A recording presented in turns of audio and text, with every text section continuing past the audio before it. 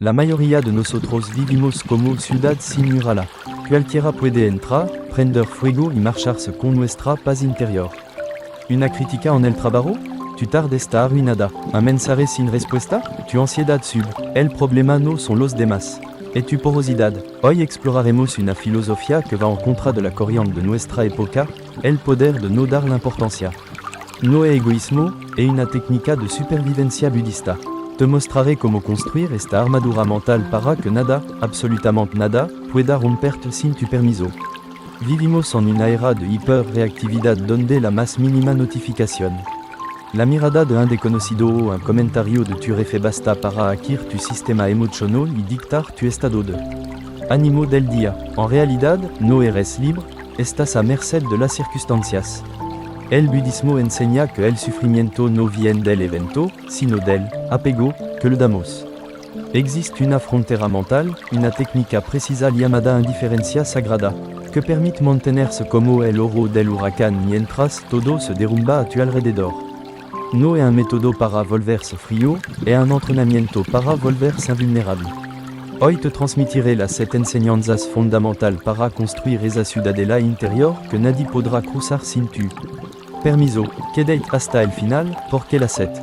La enseñanza es la que en todo el demás y cambiará radicalmente tu percepción del mundo. Enseñanza en degré 1. La ley de la impermanencia, Anika, el arte de la perspectiva en el tiempo para entender bien por qué el poder de no dar l'importancia es tu arma más poderosa. Debemos partir de la base de toda la estructura mental budista. La ley de la impermanencia. La razón por la que la mayoría de las personas queda devastada por una crítica, una ruptura o un fracaso profesional es que cometen un error cognitivo fundamental, creen que ese estado de sufrimiento es una realidad sólida y eterna.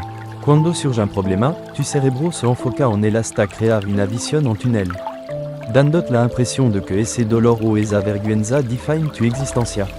Sin embargo, la enseñanza de Anika nos recuerda que nada en este universo, desde el movimiento de la galaxia hasta la célula más pequeña de tu cuerpo, está fijo.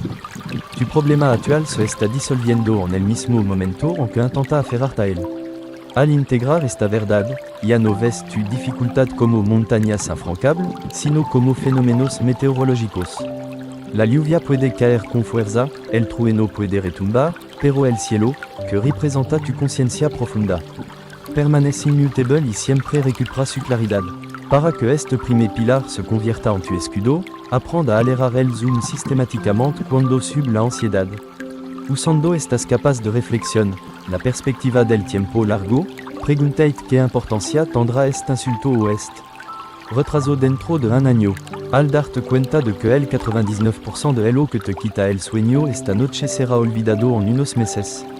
Le quita al instante el combustible emocional que alimenta tu estrés. La observación del flujo, entrenate a mirar tu emoción como huéspedes de paso en una posada. La ira llega, se queda un momento y luego se va. Si no la encierra, no puede hacerte daño duradero. La deconstrucción de la solidez, aprende a ver que es lo que llamas un gran problema, es en realidad una sucesión de pequeños momentos efímeros. Al romper la masa del problema en pequeñas unidades de tiempo, su fuerza de impacto sobre tu estado de ánimo disminuye drásticamente. Enseñanza en degré 2. El desapego del ego el concepto del no-yo, anatta, una vez que haya es integrado que todo es impermanente. Surge una pregunta crucial. Si los eventos pasan, ¿por qué el dolor a veces parece aferrarse a nosotros con tanta fuerza? La respuesta se encuentra en la estructura misma de tu identidad. El lo que sufre en ti no es tu conciencia profunda, es tu ego. El budismo nos enseña el concepto revolucionario de anatta, o el no-yo. La razón por la que una crítica te quema como un hierro al rojo vivo, o un fracaso te paraliza, es que hayas construido una imagen de ti mismo, una especie de estatua de prestigio, que intenta proteger como una fortaleza de cristal en un mundo de piedras. Cada palabra fuera de lugar, cada olvido o cada juicio se percibe entonces como un impacto directo en tu valor como ser humano. El secreto para que nada te afecte darte cuenta de que esa estatua no existe. Para transformar esta comprensión en una armadura cotidiana, deja de identificarte con los resultados de tus acciones y con la percepción de los demás. la desidentificación emocional, en lugar de decir, estoy herido, o, estoy enojado.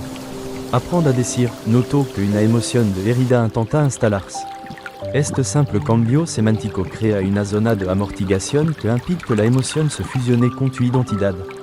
La transparencia de la ventana entraîna a derar que la críticas te atravisen sin ofrecer la superficie de impacto. Si eres un vidrio limpio, el barro que te arrojan rebala y cae al suelo sin derar rastro. El rechazo de la etiqueta, los elogros y la críticas son las dos caras de una misma moneda falsa. Si acepta el elogio como definición de tu valor, te verás obligado a aceptar la crítica con la misma intensidad. Al rechazar ambos, permaneces soberano. Enseñanza en degré 3. La distinción del control y el dominio de la energía útil para que el poder de no dar l'importancia se convierta en una realidad concreta, de dejar de cometer el error que el 95% de las personas cometen cada día, el agotamiento emocional por interferencia. Sufrimos porque gastamos una cantidad fenomenal de fuerza mental intentando doblar el mundo a nuestra voluntad. Cuando al mundo eso le importa poco. Esta enseñanza es una regla de triare quirúrgico. Consiste en dividir cada situación de tu vida en dos categorías estrictamente separadas. Lo que depende exclusivamente de ti y todo lo demás. El sufrimiento inútil siempre nace cuando intenta cruzar esa línea de demarcación. La auditoría de la influencia. Antes de dejar que una situación te afecte, pregúntate, ¿tengo un botón que pueda presionar para cambiar esto aquí? Ahora, si la respuesta es no, entonces preocuparse es un error lógico. La soberanía de la acción, aprende a poner tu orgullo en el esfuerzo realizado y nunca en el resultado final.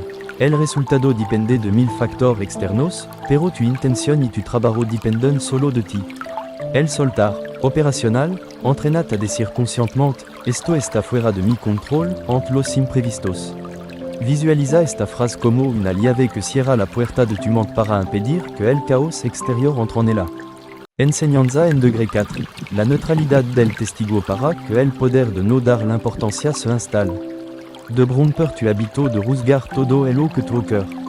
Sufrimos porque pegamos etiqueta. Es una catástrofe, es injusto, está mal. Esos adjetivos son el veneno. La cuarta enseñanza consiste en convertirte en un testigo neutral. Como un espero que refleja lo que pasa frente a él sin ser modificado por la imagen. La observación sin adjetivos. Aprende a describir los hechos sin la emoción. No digas, me humillo, di, pronuncio unas palabras. Al quitar el juicio, quita el dolor. La postura del espectador. Imagina que ves la película de tu vida desde un asiento de cine. Cinquième al personaje, tú. Vivir peripecias, pero permaneces sentado, a salvo en la oscuridad. Esa distancia es tu libertad. Enseñanza en degré 5. El rechazo del regalo envenenado el quinto pilar se apoya en una verdad psicológica simple. La negatividad de los demás solo te pertenece si la acepta. Si alguien te insulta y te enojas, es aceptado su regalo. El budismo nos enseña a dejar la ira en manos de quien la envió. La barra del remite visualiza cada criticao. Enoro ajeno como un paquet trampa. Si no firmas el accuse de recibo, el paquet regresa a quien el lo envió. La soberanía emocional decide que nadie tiene derecho a tirar su basura mental en tu jardín interior. Mantente amable, pero permanece cerrado a su caos. Enseñanza en degré 6. El vacío del drama, suñata, la deconstrucción de la ilusión aquí entramos en la dimensión más profunda y radical de este contenido. El vacío, suñata, no significa que nada existe, sino que nada tiene un sentido intrínseco más allá del que tu mente proyecta. Un despido, una traición o una pérdida económica no son drama en sí mismos. Son eventos neutros sobre los cuales proyecta un guión de tragedia. El poder de no dar l'importancia alcanza su máxima expresión cuando te das cuenta de que eres el guionista, el director y el actor de tu propio tormento. Si cambia el guión, el drama se evapora. El análisis atómico. Cuando un evento te pesa, decomponlo en hechos brutos. Dijo que no era competente. Son sonidos, vibración de air. ¿Pueden la vibración de air destruir físicamente quién eres? Número. El resto es una ficción de tu mente. El cuestionamiento del peso, ¿por qué este evento es pesado? Porque tú decidiste que lo era. Practica el ejercicio de la ligereza. Visualiza tu problema y hazlo transparente. Luego evapóralo como vapor de agua. La elección del relato, puesto que nada tiene un sentido propio. Tiene el derecho de dar a cada obstáculo el sentido que te convenga. Una crítica se convierte en una lección. Una pérdida en un espacio para algo nuevo. Retomas el control de la máquina de crear significado. Enseñanza en degré 7. La ecuanimidad suprema, UPK, el centro inmovilemos llegado a la cima. Si las 6 primeras enseñanzas serán la herramienta para construir tu armadura. La séptima es el juramento que la hace indestructible. La ecuanimidad, o UPK en pali, suele mal interpretarse. No es frialdad ni insensibilidad. Es una estabilidad radiante, la capacidad de mantenerse anclado en el centro de tu ser mientras el mundo a tu alrededor cae en el caos. El sabio budista compara la ecuanimidad con una montaña. La montaña no cambia de naturaleza porque la golpea una tormenta, ni porque la bañe un sol radiante. Sigue siendo la montaña. La mayoría de los seres humanos pasa su vida siendo zarandada por los llamados 8 vientos mundanos, la ganancia y la pérdida, la gloria y la infamia, el elogio y la culpa, el placer y el dolor. La ecuanimidad es decidir que tu valor y tu paz no están en venta, sin importar el precio que ofrezca el exterior. La independencia del resultado, aprende a actuar con una intención pura, pero sin ningún apego al fruto de tus actos. Si haces las cosas para que estén bien hechas, y no para que te aplaudan, la culpa nunca podrá alcanzarte.